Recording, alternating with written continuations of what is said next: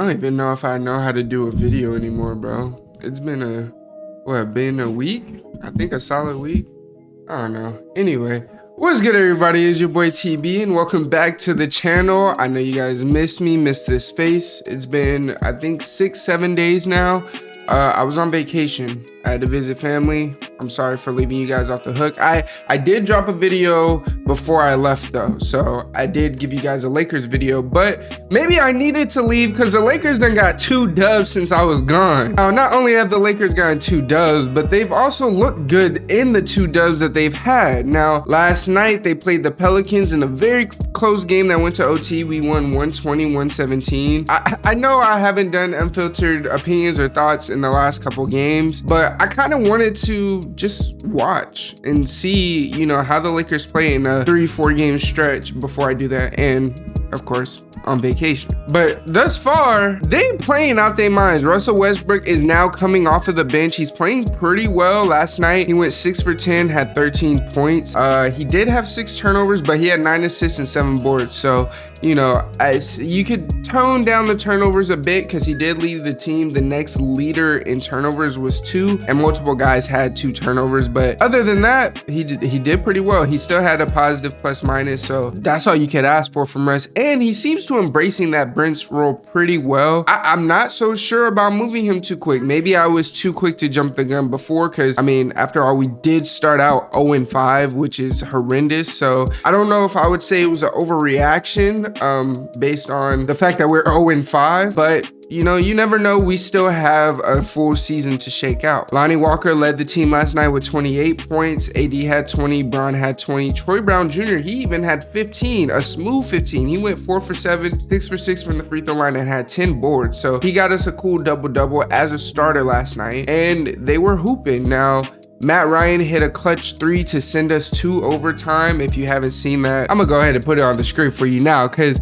I ain't gonna lie to you, when Matt Ryan hit this 3, it was so cold to me because he caught it, but as he caught it, he was looking down at his feet to make sure he behind the 3-point line. He's like, okay, make sure I'm behind it, caught it, bring the ball down, shoot it, fade. But the thing I loved most about Matt Ryan in this shot, he pulled out that Kobe underbite. He pulled out the Kobe underbite, and like, who does Matt Ryan think he is? Now, I love it because that's a clutch shot we haven't been getting from Bron, from Russ, from AD. We haven't been getting those close shots, those closing shots. So Matt Ryan, hey, kudos to you, my guy. Matt Ryan is a Laker legend from here on out. That's all I gotta say about Matt Ryan. Now, LeBron, and I don't know if this is gonna be a rant or what this will turn into, and this is more specifically last night's game. He did it against Denver too, and when he did it last night again, it was more of, okay, this isn't just a one-off thing. This keeps happening. I am sick of LeBron taking the most ill-advised shot at the dumbest time. Now, we get on Russ's head about this. We were just on Russ's head a couple nights ago when he went for a 2-for-1 opportunity while we were up 1 with 30-something seconds left. LeBron, he'll get the ball and immediately ISOs. And when he ISOs, he doesn't seem like a threat to drive. Even though that's his best ability, is to drive and kick it out to a shooter, or drive and finish at the cup, because he's one of the best to do both of those things. This dude decides to hit a fuck you 3 and miss it, clank it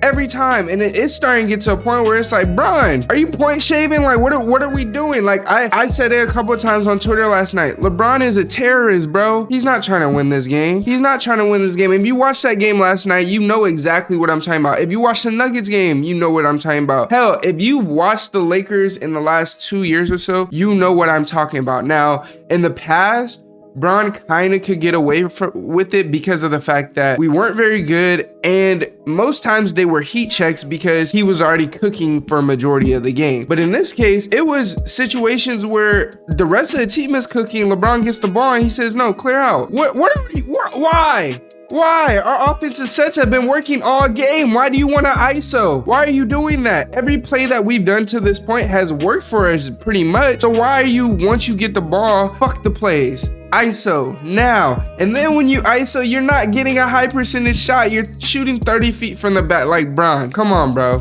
Come on, dog. Like, he had 20, but it wasn't a healthy 20. Bron was 9 for 23.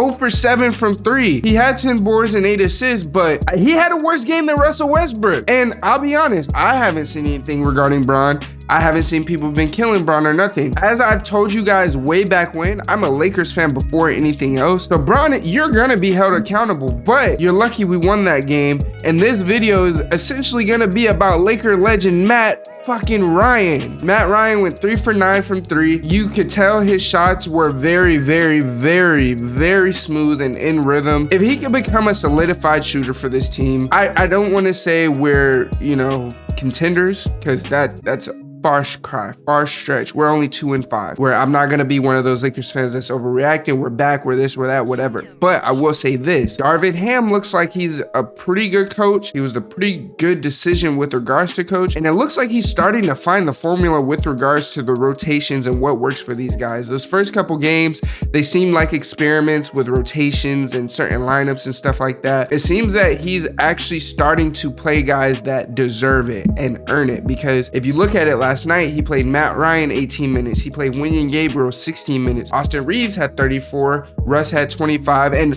one thing I want to mention before I continue with this point, I like that Russ is coming off the bench, but while coming off the bench, he's still getting starter minutes. I like how Darvin Ham is incorporating that. But back to the point I was making, he's not playing Kendrick Nunn super like starter minutes. Actually, he didn't even play him last night, period. He didn't play Juan Toscano-Anderson. He played guys that were actually bringing something to the game at that point. And it helped matchup wise as well, because I don't know that Kendrick Nunn would have been the best for matchups and stuff like that going into the game.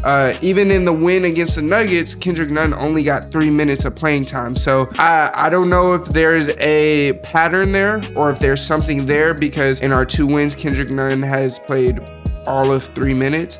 Russ has come off the bench, still had starter minutes in the Nuggets game where he had 32. Austin Reeves had 28 minutes in that game. It could be something that is a pattern, something that works, something that, you know, Kendrick Nunn just doesn't gel with certain guys. And maybe I can't say definitively yet, because it's only 2 games. That's a small sample size. I can't just have a conclusion off of that. But regardless of anything else, Darvin Ham, I could tell he's coaching a lot better than Frank Vogel ever did. I could tell he's actually coaching. That's first and foremost. Frank Vogel, you sit there and see him with his arm crossed, you don't really know that he's coaching too much. I vividly remember a few years back, an assistant coach had to tell Vogel, go challenge that. Go to the ref, go challenge it. Go tell the ref you don't want, go challenge that, because he just sits there and just watches, and it's weird. But I'm proud of the Lakers right now. Last night we still shot very bad from 3. We shot 27%, but if y'all remember in my last video when I said, if you're gonna shoot bad from 3, you can't be shooting 40 plus threes. And we only shot 35 or 36 threes last night. We hit 10 of them, so we're like 27, 28% from 3. The Pelicans were better. They hit 8 threes out of 25, which is a 32% clip. But regardless of anything else, I'm just glad the Lakers brought down their shooting volume with regards to their 3-point attempts. Another thing that I liked about the Lakers that many aren't talking about, we went 20 for 23 from free throw. The only person that missed was LeBron, who missed 2, and Lonnie Walker, who missed 1. And that's big to me, because we're not the best free throw shooting team. We're not. We never really have been. But it's the fact that we're getting to the line. And if we're getting to the line 23 times, which was more than the Pelicans, that tells me we're forcing the issue. We're driving to the cup. We're not settling for open jumpers. We're not settling for threes, knowing we can't shoot threes. So regardless, this team looks like they're doing a lot better, and they're starting to figure it out. Pat Bev, he even played 27 minutes and only had, I don't think he scored, actually, now I'm thinking about it. I think he missed all 3 of his shots, but he was still an integral part. He had a +7, +- and for you guys that don't understand or know what plus minus is, plus minus essentially is whatever your number is plus or minus, whenever you're on the floor, your team is winning by that much. So Pat Bev in this case, he had a +7 +-. So whenever he's on the floor, the Lakers were up 7 points. That's essentially what that means. So if somebody has a -30 +-, yeah, get them off the court. That's just the best mindset, or the better way of thinking it. The higher positive number, the better. The lower negative the number is, the worse. So just keep that in mind with regards to plus minus, because I use plus minus a lot. Now, one thing the Lakers do need to cut back on is the turnovers, but as I said earlier in the video, everybody else only had 2 turnovers at max, whereas Russ had 6. But with Russ, I kind of expect him to have those turnovers because he looks like he's looking to pass first now. Like I said, he only had 10 shots, making 6 of them, and he only took 4 of them from 3, which he made 1. But he had 9 assists. 9 assists in 25 minutes and off the bench is pretty damn good if you ask me. He almost had a double-double off the bench. So I just look for the Lakers to keep doing what they're doing thus far. I don't have any like gripes. Like that's crazy to say, but I know y'all saw the last video where I was ranting and all that, but I don't have any complaints. The Lakers have done their thing since I was on vacation. They beat the Nuggets. That was a pretty good game as well. We won 121-110. I didn't want to touch on that game too much because it's not as fresh in my mind as the Pelicans game, because of course that was last night. But the Nuggets game we did win as well. Russ played amazing in that game too. He shot 4 for 4 from the free throw line, 2 for 4 from 3. LeBron played a little better that game, but even still that game, LeBron was a -1 plus minus, while Russell Westbrook was a +18. So all I'm gonna say and leave you guys off with this is the Lakers just need to keep doing what they're doing, keep the formula they got right now, you know, fix it, fine tune it and stuff. And this is the biggest one, we need to start holding LeBron accountable a lot more. I don't care what his legacy is. I don't care that he brought us a ring. I don't care about any of that.